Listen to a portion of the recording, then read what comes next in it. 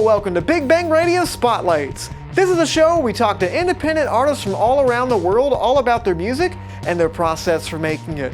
I'm your host, Isaac Anderson, and today I get to sit down with Brian from Silversun Pickups. Without any further ado, here's the interview. Well, Brian, thank you so much for joining us today. We really do appreciate it. I want to start at the beginning of your musical journey, just like we do with all the other artists that we talk to on the show. So the first question I want to ask you is, what is your earliest musical memory? Half my family's Hawaiian, and so I spent all my summers over there. I remember being in my grandma's really big old 1970s car, a huge Impala, like boat kind of car, driving around Hawaii and hearing Magic from Olivia Newton-John on the radio. And for some reason, just made me emotionally intense. You've been playing music for quite some time now, but do you remember the first time that you got in front of an audience and actually played live? I was in a band called Sad Monster that my friends started, and I played bass. I think they needed a bass player, and I never really played bass before, but I knew how to play guitar really well. And I never had the confidence or thought about being in my own band or anything like that. So I joined my friends and learned how to play bass, and it was very, very fun. And I enjoyed it quite a lot, actually. It just made me realize what it looks like from up there, if that makes sense. And even by doing it, you start to meet people that you relate to that are also up there, so the pedestal comes down. So Silversun Pickups have been around for quite some time, and in that time you guys have had a lot of mainstream success. I personally remember playing your song in Guitar Hero with my sister when we were very young, and I just listened to that song over and over and over because I loved it so much. And I'm just curious, for you, was there a hallmark moment in your career in Silversun Pickups where you're like, oh my goodness, this thing has just grown to something that we never would have imagined? It's not necessarily a moment that we thought, wow, we did it. It's just that we were just constantly doing it, even when we were playing clubs and things like that, just like in Los Angeles and stuff. And it would just slowly evolve. I will say when we were played on a station in Seattle, we started getting people from the Northwest contacting us quite often. That was the beginning of thinking, whoa, what's happening? This is really wild that we're leaving our hometown and people know our songs. And that was a moment where we had a moment to breathe. And I remember thinking, wow, that's it. Like we can't ask for anything better than that. It just astonishes us, you know?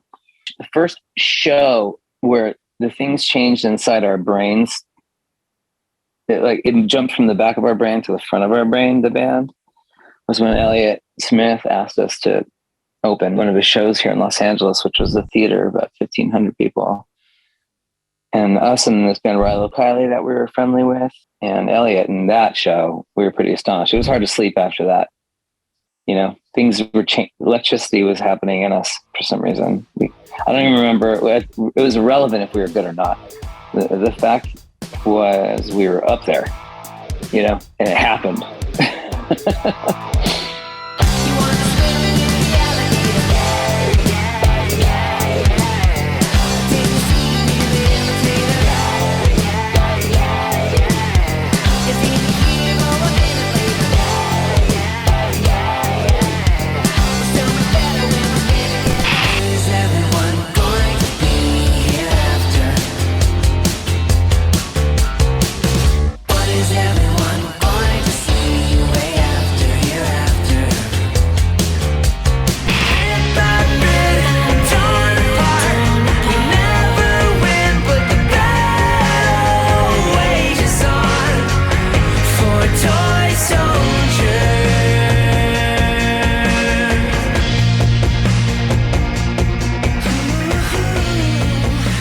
You mentioned that you were from California. How do you feel like your upbringing and surroundings have inspired your musicality? And also, how has the California music scene changed since you guys started?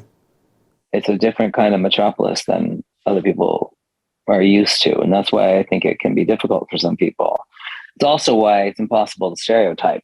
Somebody goes, I hate LA because of this and that. I go, okay, that sounds like that one little area over there I never deal with, you know? So there's tons of little burning hotspots all over the place. I will say what was important for us, it was a time and place. We were a part of this world, this section of Los Angeles at the time that was very much conducive for bands and artists that were doing something left of center. And there was no pay to play or any of that sort of Hollywood nonsense. It was just like this neighborhood, like 3 or 4 neighborhoods that were close together that had a ton of clubs that were constantly playing interesting music and bands playing there. And then the people there who lived in these parts of town would go and hang out at these clubs like it's their pub. So it was just like they would just start to soak in these local bands because they would just see them a lot and they would hear them a lot, and they just ended up becoming this ecosystem, you know, of a scene. So it wasn't like a scene of sound or sonics. It was just a scene of music appreciation and music being involved in the growing of these areas. And so as a band like us, it was just such ample soil for us to just be creative and do what we wanted to do and have people to play in front of often, and have people start to understand your band. And because they've almost been a part of it because they've seen you so many times. Now that area is, you know, super rich. I mean, gentrification just dominated most of those LA spots. So whatever this next sort of thing going on in Los Angeles is, it's somewhere bubbling up, you know, out there, probably in the burbs somewhere, you know, because the city is for fancy folk now. Well, I think now would be an awesome time to bring up your new album, which is called Physical Thrills, an awesome album with awesome tracks, and it was produced by the amazing Butch Vig. What was the process of the recording like for you guys? Because I'm imagining that you guys probably started this in 2020, having to work around all sorts of COVID restrictions and lockdowns, but how did that work for you guys? We were in the middle of touring for our previous record, which was called Widow's Weeds, and then the pandemic happened and we shut it down. In that time, these songs would just come in and out, and I would just start playing them in my room when I had a moment, or just honestly to keep myself company and probably to keep myself active and present tense in a meditative way, to just be creating something. And I didn't know really what for, because the last thing in my mind was Silversun or anything. I was just making stuff, and these songs kept popping up. And you know how the time worked in the pandemic, right? So 5 minutes to 5 years, you couldn't really tell. And eventually we got vaccinated, and I called Butch Vig and I said, I'm not sure.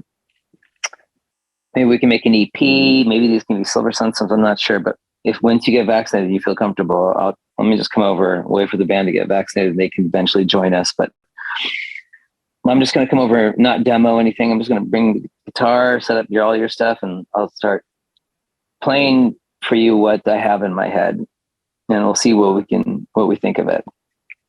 And Butch being total Butch Vig, like, yeah, man, it sounds great. Let's do this.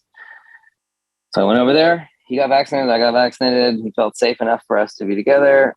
And I just started vomiting out basically a record. I didn't know there was that much. Like, I didn't take stock into how many ideas I've had. And it just kept coming out. And Butch Vig's one of those guys that he's so fast, and I work really fast, and he works really fast. So obviously the years of experience.